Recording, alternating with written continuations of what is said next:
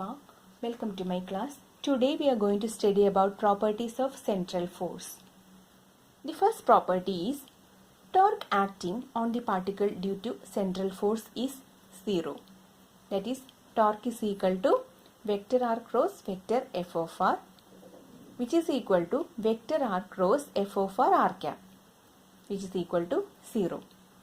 First property ആയിട്ട് പറയുന്നത് torque acting on the particle due to central force is 0 എന്നാണ്. അപ്പോൾ നമുക്ക് സെൻട്രൽ ഫോഴ്സിൻ്റെ expression F of R, vector F of R is equal to F of R R cap ആണെന്ന് അത് പറഞ്ഞ സമയത്ത് തന്നെ നമ്മൾ എക്സ്പ്ലെയിൻ ചെയ്ത് പറഞ്ഞിട്ടുണ്ടായിരുന്നു.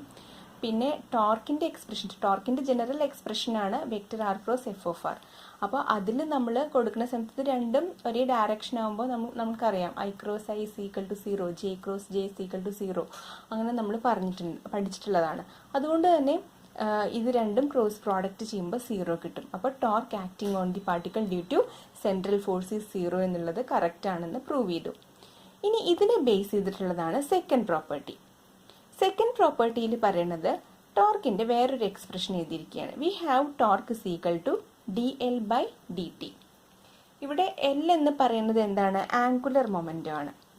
ഓക്കെ, അപ്പോൾ ടോർക്ക് 0 ആണെന്ന് ഫസ്റ്റ് പ്രോപ്പർട്ടി അനുസരിച്ച് പറഞ്ഞു കഴിഞ്ഞതാണ്. അപ്പോൾ നമുക്ക് എന്ത് ചെയ്യാം? Torque is equal to dl by dt is equal to 0 അങ്ങനെ എഴുതാം. dl by dt 0 ആണ് എന്നതിൻ്റെ അർത്ഥം എന്താണ്?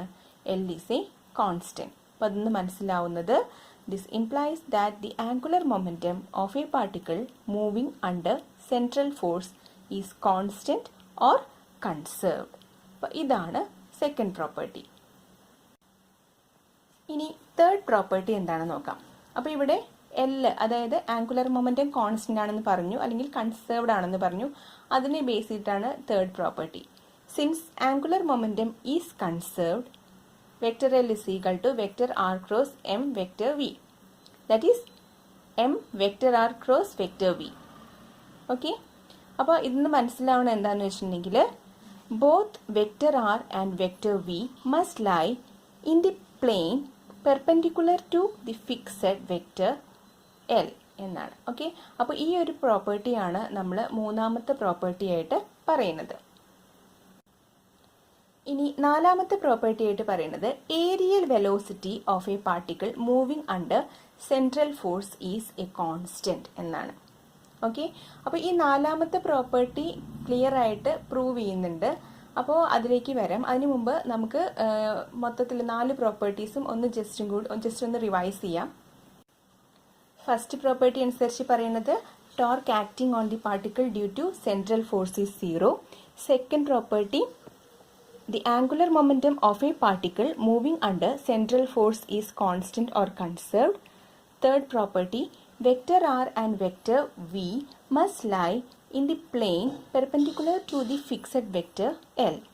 And the last property, aerial velocity of a particle moving under central force is a constant. ഇനി aerial velocity of a particle moving under central force is A constant എന്നുള്ള ഈ ഒരു property ഒന്നുകൂടി detailed ആയിട്ട് നമ്മൾ പഠിക്കാനായിട്ട് പോവുകയാണ്. അപ്പോൾ അതിന് വേണ്ടിയിട്ട് നമ്മളൊരു പാർട്ടിക്കിളിനെ കൺസിഡർ ചെയ്യണം. പാർട്ടിക്കിളിൻ്റെ മാസ് m ആണെന്ന് ഇമാജിൻ ചെയ്യുന്നു. അതുപോലെ തന്നെ അതിൻ്റെ മോഷനാണ്. അപ്പോൾ അണ്ടർ സെൻട്രൽ ഫോഴ്സിലുള്ള ഒരു മോഷനാണ് നമ്മൾ കൺസിഡർ ചെയ്യുന്നത്. അപ്പോൾ ഇവിടെ ഒരു ഡയഗ്രാം കാണിച്ചിട്ടുണ്ട്. അപ്പോൾ ഈ ഡയഗ്രത്തിൽ ഈ O എന്നുള്ള പോയിന്റ് അതാണ് ഫോഴ്സ് സെന്റർ. ഓക്കെ, P എന്നുള്ള പോയിന്റും P' എന്നുള്ള പോയിന്റ് രണ്ട് പൊസിഷൻസ് ആണ്. അതുപോലെ P എന്നുള്ള പോയിന്റിലേക്കുള്ള പൊസിഷൻ വെക്ടറാണ് വെക്ടർ R. പിന്നെ ഈ പൊസിഷനിൽ നിന്നും ഡെൽറ്റ ടി ടൈം പാസ് ചെയ്തപ്പോൾ ഉണ്ടായ രണ്ടാമത്തെ പൊസിഷനാണ് P', അടുത്ത പൊസിഷൻ. ഓക്കെ, അപ്പോൾ അതിൻ്റെ position vector R plus delta vector R. അപ്പോൾ ഇത്രയും കാര്യങ്ങളാണ് ഈ ഡയഗ്രത്തിന് നമ്മൾ മനസ്സിലാക്കേണ്ടത്. ഒന്നാമത്തെ കാര്യം, ഒരു m മാസ് ഉള്ള ഒരു പാർട്ടിക്കിളിനെ കൺസിഡർ ചെയ്യുന്നു. ആ ടൈം ടിയിൽ അതിൻ്റെ പൊസിഷൻ P ആണ്. ആ സമയത്തുള്ള പൊസിഷൻ വെക്ടർ എന്താണ്? Vector R. അതുപോലെ തന്നെ ഡെൽറ്റ ടി ടൈം കൂടി മൂവ് ചെയ്തപ്പോൾ, അതായത് ടി പ്ലസ് ഡെൽറ്റ ടി ടൈമിൽ അതിൻ്റെ പുതിയ പൊസിഷൻ P' ആണ്. അവിടേക്കുള്ള പൊസിഷൻ വെക്ടറാണ് R plus delta R. Okay, പിന്നെ O എന്ന് പറയുന്നത് എന്താണ്? Force centre.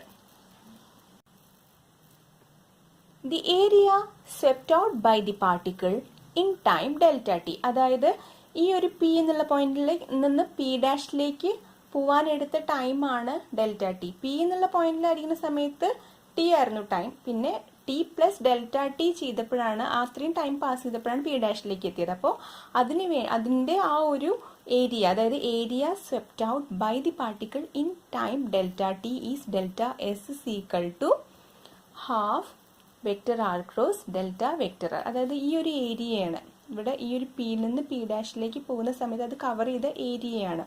Delta t time എടുത്ത് കവർ ചെയ്ത area, that is equal to half into vector R cross delta vector r. ഇനി ഈ ഡെൽറ്റ ടി എന്നുള്ളത് ടെൻസ് ടു 0, അതായത് ഡെൽറ്റ ടി എന്ന് പറഞ്ഞിട്ടുണ്ടെങ്കിൽ ആ ഒരു പി എന്നുള്ള പോയിന്റിൽ നിന്ന് പി ഡാഷിലേക്ക് പോവാനെടുത്ത ടൈമാണ്. അപ്പോൾ അത് ഏറ്റവും മിനിമം ആകുമ്പോൾ, അല്ലെങ്കിൽ അത് വിച്ച് ടെൻസ് ടു 0 ആവുന്ന സമയത്ത് എന്തായിരിക്കും ഡെൽറ്റ എസ് നോക്കാം. അപ്പോൾ അത് നമ്മളിവിടെ ലിമിറ്റ് കൊടുത്ത് നമ്മൾ എഴുതുന്ന സമയത്ത് നമുക്ക് എങ്ങനെ എഴുതാം?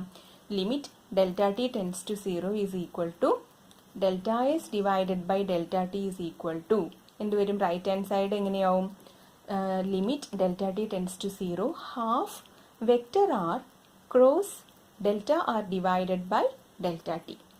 ഓക്കെ, ഇതിനെ തന്നെ നമുക്ക് ഡെറിവേറ്റീവിൻ്റെ ടേംസിൽ എഴുതാൻ സാധിക്കും. That is D S by D T is equal to half vector R cross vector V. അതായത് ഇവിടെ ഡെൽറ്റ ആർ ബൈ ഡെൽറ്റ ടീനെ നമ്മൾ വെക്റ്റർ വി എന്ന് എഴുതി. ഓക്കെ, അപ്പോൾ അതായത് ഇനി എന്ത് ചെയ്യുന്നു എന്നറിയോ? ഇതിൽ ന്യൂമറേറ്ററിലും ഡിനോമിനേറ്ററിലും എം വെച്ചിട്ട് നമ്മൾ മൾട്ടിപ്ലൈ ചെയ്യുക, അല്ലെങ്കിൽ എം വെച്ചിട്ട് ഈ ഒരു ടേമിനെ മൾട്ടിപ്ലൈ ചെയ്യുകയും ചെയ്യുക, ഡിവൈഡ് ചെയ്യുകയും ചെയ്യുക. അങ്ങനെയാണെങ്കിൽ നമുക്ക് അടുത്ത സ്റ്റെപ്പിൽ എങ്ങനെ എഴുതാം? ഇതിനെ തന്നെ ഡി എസ് ബൈ ഡി ടീനെ തന്നെ എങ്ങനെ എഴുതാം?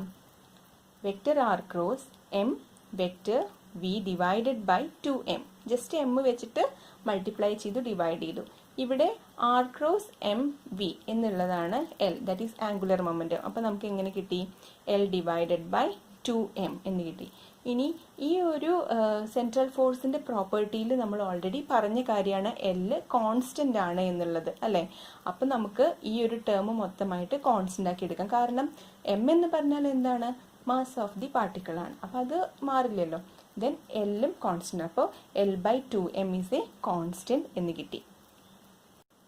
അങ്ങനെ ഇതിൽ നിന്ന് നമ്മൾ മനസ്സിലാക്കിയ കാര്യം, the areal velocity of a particle moving under central force is a constant.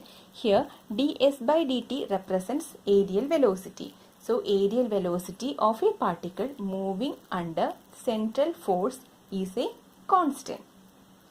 That is, the area swept out by the particle in equal interval of time under central force is a constant.